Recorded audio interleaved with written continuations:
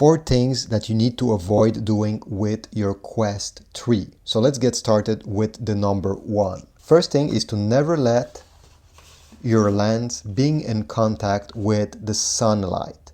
Many people have experienced this issue where even after leaving their Quest 3 only a few minutes on a table where the sun shines on these lenses, the screen gets burned. And you're gonna see some black spots on the screen and you won't be able to fix it.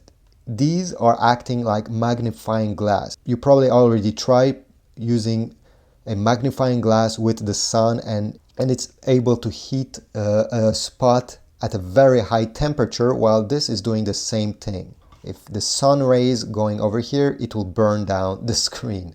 And this can only take a few seconds or a few minutes. Another thing that you should avoid is using another charger other than the original one. Why? Because with the Quest 2, now the Quest 3 is still a bit new, but I won't take the risk. With the Quest 2, many people have reported their charging port over here melting down while using with third-party chargers. These chargers were higher than 18 watts. The original one is 18 watts. So we don't know why it happened, and it's better not to take the risk. Use the original one, or at least use one that is 18 watts and lower to reduce the chances of having your power port melting down overnight.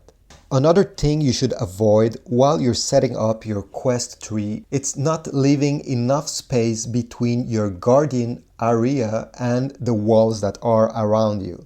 Now it depends which game you're playing, but if you're playing Thrill of the Fight, the boxing game, your fist can reach pretty far away. So I always suggest you leave a safe distance of at least 1 meter, 1.5 meters around the Guardian area and the walls or objects that are in the room. I know this may seem a lot, but if you're playing some sports game while you swing your arms around often, because the Quest 3 will simply alert you when you're at the edge of this Guardian area, but since your arms are traveling a lot faster, you may not have time to stop them hitting the wall. And finally, the last thing you should avoid with your Meta Quest 3 is having lights pointing at the unit when you're playing.